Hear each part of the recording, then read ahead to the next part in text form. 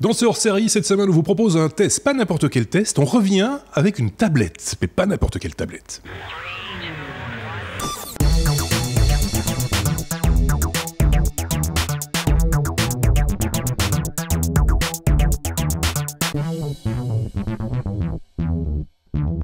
C'est Marc qui s'est prêté au petit jeu du test tel qu'on les a connus dans le passé. C'est pas si lointain que ça, hein. D'ailleurs il faut bien le reconnaître. On va d'abord saluer notre ami. Bonjour Marc. Salut. C'est donc une tablette que tu nous proposes et ça faisait longtemps que tu nous avais pas proposé un objet de ce type-là en tout cas, hein. Les smartphones, les tablettes, etc. Ça fait un moment qu'on n'en fait plus. Ouais, surtout que ce bidule-là, je pense pas en avoir jamais eu un entre les mains. C'est un truc assez inédit. Ouais. C'est une tablette et en même temps, c'est pas une tablette, c'est aussi un laptop, c'est aussi une tablette graphique. Enfin, c'est un truc un peu improbable. Comme hybride. Vous savez que j'adore les bidules, ouais. Donc voilà. Et j'ai réussi à en avoir un. Je remercie d'ailleurs chaudement Claudia et toute l'équipe de YouEngine qui m'a permis d'en avoir un. Et voilà, c'est un petit retour d'expérience en même temps qu'une petite présentation du truc parce que ça fait maintenant 2 semaines que je l'ai, que j'ai pu jouer avec. Donc un objet, tu l'as dit, pour le moins hybride, hein, comme tu C'est un truc un peu hybride. Voilà. Pour quel usage? Enfin, d'abord, avec quelles spécifications? Comme ça, tout le monde se le met bien en tête de quoi il s'agit. Exactement. Alors, il s'agit de ceci. Voilà. Donc, c'est une brique très fine. Oui. C'est en fait, effectivement, une tablette, mais pas n'importe quelle tablette. C'est une tablette qui existe en 2 versions. Celle-ci, c'est la version Android. Mm-hmm. Il existe également une version Windows. Donc, quand on dit tablette, pour ceux qui n'ont pas l'image, qui nous écoutent en podcast, ça ressemble plus à un ordinateur portable très très fin, plié en 2. Ça ressemble effectivement... Alors, ça a grosso modo l'épaisseur un peu moins épais qu'un MacBook Air, mais ça reste très fin. Ouais. C'est quelque chose de très léger. Ça pèse à peu près 800-900 grammes, donc ça reste très très utilisable. Mais ça a une petite particularité. Donc, si je l'ouvre... Vous allez voir qu'effectivement, c'est une tablette, oui. Tout à fait standard. La charnière, c'est un peu le genre de charnière piano, comme on appelle ça, c'est-à-dire qu'elle est réversible. Hein, Elle est réversible, ouais. Voilà, et c'est un système de charnière qui a été mis au point par Lenovo, puisque c'est un appareil de chez Lenovo, et qui, ça il faut l'avouer, assure un maintien optimal, quel que soit l'angle dans lequel la tablette se met. Donc très fin.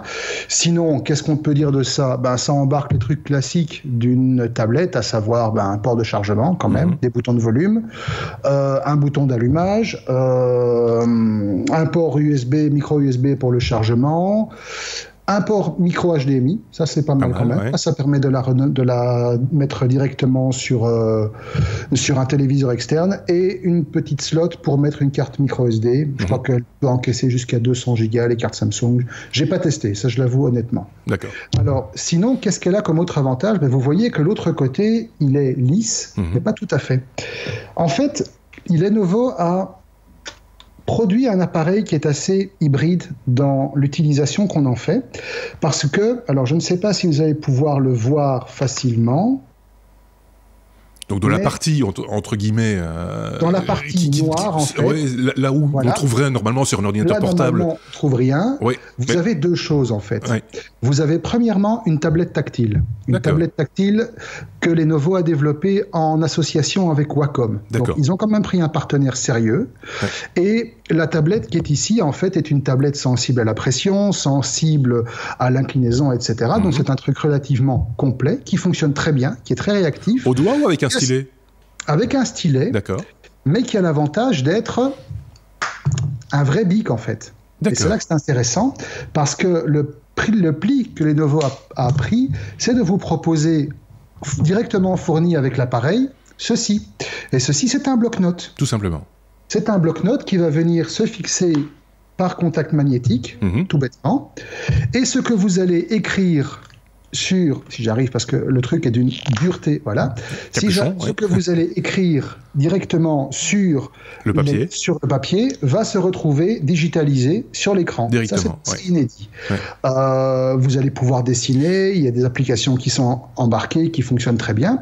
Mais la différence, comme je vous l'ai dit, ceci, à la base, c'est un bic, avec une vraie mine de bic. Mais Lenovo a quand même été assez malin, parce qu'avec une simple manipulation comme ceci...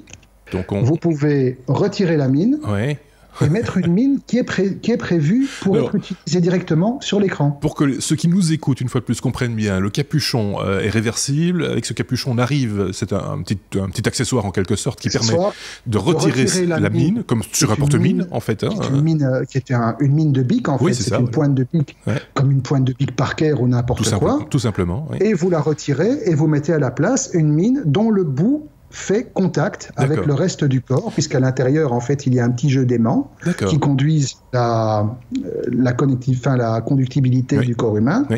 Et ça va vous permettre d'utiliser le stylet sans le bloc-papier. Sans le bloc-papier, sans écrire sur l'écran. Exactement. Et sans écrire sur l'aspect tablette. Pour être tout à fait complet, pour que tout le monde comprenne bien, surtout ceux qui n'ont pas l'image, cet accessoire, enfin, en l'occurrence, cette partie tactile, c'est un petit peu, si vous voulez, comme si l'ordinateur portable que vous avez ouvert n'avait pas de clavier, mais à la place une partie tactile, quoi, une tablette tactile, genre Wacom, quoi, enfin genre tout à fait. C'est une Wacom, grosso modo. C'est une Wacom. C'est ça l'idée. Et alors là où le coup de génie, j'ai envie de dire, fait vraiment montre vraiment toute l'inventivité de Lenovo, parce qu'il faut le rappeler, ce truc est quand même relativement minuscule. Oui, c'est fin. C'est que lorsque vous l'allumez, vous avez un clavier, un vrai. Ah, ça c'est bien, effectivement. Et en fait, c'est un clavier sensitif, rétro-éclairé. Vous pouvez régler le rétro-éclairage. Et avec un petit retour haptique. Donc, ça vous permet d'avoir chaque fois un petit retour en vibration à chaque touche que vous allez appuyer. Avec tous les raccourcis habituels. Ici, c'est un clavier QWERTY, c'est un modèle de démo.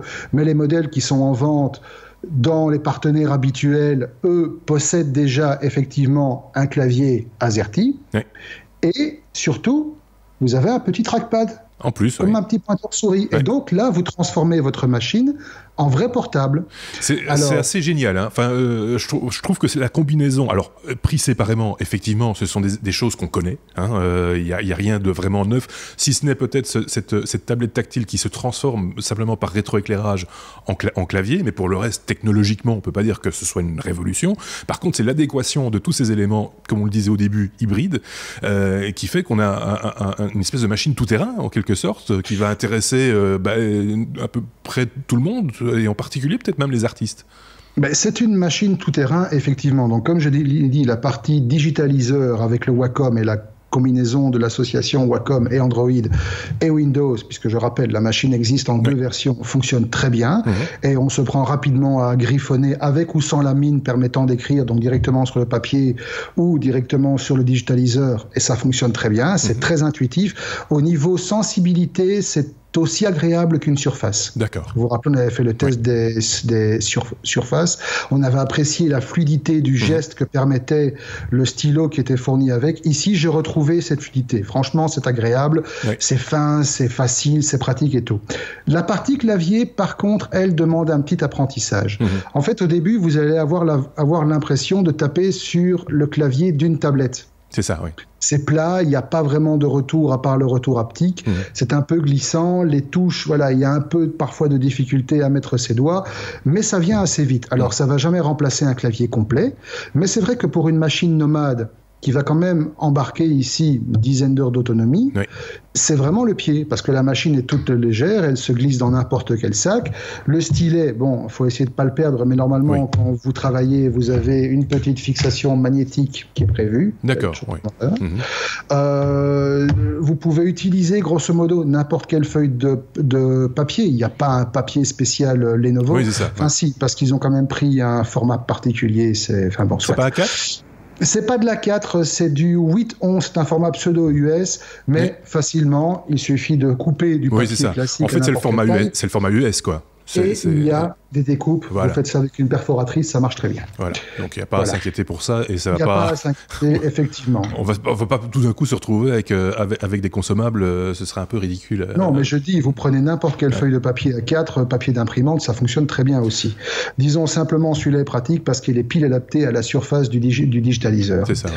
Sinon, qu'est-ce qu'on peut encore dire de l'appareil ? Cette version-là embarque Android 6, avec toutes les applications d'usage. Lenovo a rajouté une petite différence dans la mesure où clavier oblige et utilisation en mode laptop oblige, les applications, pas toutes hélas, mais la plupart des applications fonctionnent en mode fenêtré. D'accord. Donc au contraire des applications Android qui sont généralement toutes en plein écran, celles-ci peuvent se répartir sur l'écran. Vous pouvez avoir votre mail, vous pouvez avoir un Google Docs, etc.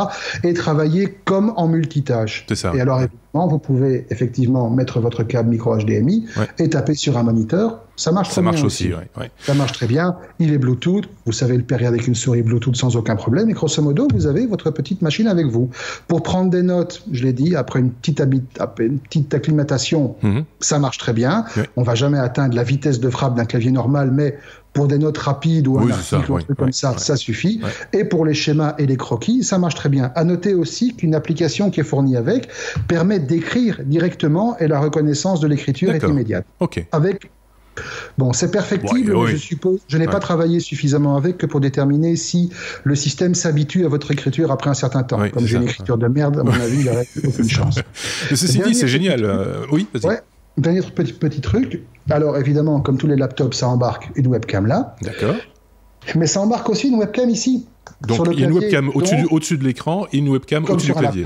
Et quand vous le mettez comme ça, quand on retourne donc le clavier, un appareil avec une webcam là, et ça fait un système de téléconférence. Voilà, avec une caméra frontale. Avec une caméra frontale. C'est bien pensé. Donc, c'est bien pensé, je l'ai dit, le truc est stable. Vous pouvez le mettre absolument dans toutes les configurations, ça ne va pas bouger. Et simplement, voilà, vous pouvez le tenir comme ça, vous pouvez le tenir verticalement, horizontalement, plier, déplier. C'est très très bien pensé. Alors, pas mal. Ça existe donc en version Android. Généralement, ça coûte 500 €. Pas mal. La version Windows coûte 100 € de plus. Alors, est-ce que Microsoft va prendre ce genre de matériel comme candidat pour la nouvelle version de Windows 10, la 10S, dont on va certainement vous parler où on vous aura parlé dans parce qu'on ne sait jamais très bien. On ne sait jamais très bien quand on enregistre la chose. Peut-être. Pour l'instant, c'est une version de Windows 10 Pro qui tourne. N'ayant pas eu l'appareil en main, étant donné qu'on est quand même sur quelque chose de relativement léger au niveau processeur, c'est de l'Atom. C'est un Atom quad-core à 2 GHz 5. Faut pas demander énormément. Il y a 4 Go de mémoire. Voilà, ça doit quand même permettre de travailler sur des petits documents, mais n'espérez pas jouer à Call of Duty ou voilà. Oui, ou comme je le disais, si vous êtes féru de dessin à main levée, de croquer votre environnement, ça peut être aussi un outil un peu ludique, cette Absolument. tablette. Donc c'est plutôt original, c'est bien conçu, c'est une belle surprise que ce Lenovo Yoga Book, c'est son nom, je dis pas de bêtises. C'est son nom, effectivement. Il n'y a pas d'autre référence que celle-là, Lenovo Yoga Book. C'est une belle surprise, c'est plutôt agréable de voir qu'il est encore possible d'imaginer des choses nouvelles et qui ne soient pas complètement idiotes. Je veux dire, c'est pas un gadget, ça a une vraie fonctionnalité, c'est ça qui est intéressant aussi. Absolument pas. Et effectivement, c'est le genre d'appareil qui, par exemple, moi qui ai fait le choix d'abandonner complètement le laptop et de passer sur des machines fixes, c'est le genre de machine que je pourrais embarquer avec moi. Si par exemple je vais en réunion, si par contre je vais voir un client, si je vais pour avoir toujours quelque chose, j'aime bien prendre des notes. Là, l'avantage, c'est que mes notes, je ne les perdrai jamais. Sinon, mes notes, voilà, on sait tout ce que c'est, on commence à prendre des notes partout, et puis où est-ce que j'ai foutu mes notes? Là, je les aurai à portée de main. Très belle solution. Merci Marc pour cette trouvaille, mais en même temps, elle est un petit peu dans l'air du temps, en tout cas au moment où on enregistre ce hors-série que vous verrez très vite, que vous voyez très vite. Merci Marc pour cette découverte. Donc je le rappelle, les nouveau Yoga Book. Merci de nous avoir écoutés. N'hésitez pas à commenter ce hors-série, également à partager avec nous peut-être votre expérimentation de la chose, si vous l'avez eu entre les mains, ou si vous avez trouvé un produit comparable. Mais je pense que pour l'instant, il ne doit pas y avoir beaucoup de choses comparables sur le marché. Quoi qu'il, si vous en trouvez, n'hésitez pas à nous le faire savoir. Encore un mot, Marc. Il y en avait un qui était comparable, mais comparable oui et non. C'était, je crois, Wacom justement qui avait fait ça. C'était une tablette à digitaliser où ce que vous écriviez se retrouvait sur effectivement une partie visuelle. C'est ça, mais il y avait pas une vraie tablette. C'est ça. C'était un peu un truc hybride. Ici, Lenovo a vraiment pris le pas supplémentaire en mettant un PC complet dedans. Puis en même temps, Wacom, c'est pas vraiment leur métier de fabriquer des machines complètes. Leur métier, c'est plutôt de faire de très très bonnes tablettes de prise d'écriture, de dessin, etc. Merci Marc encore, et à très bientôt. Au revoir.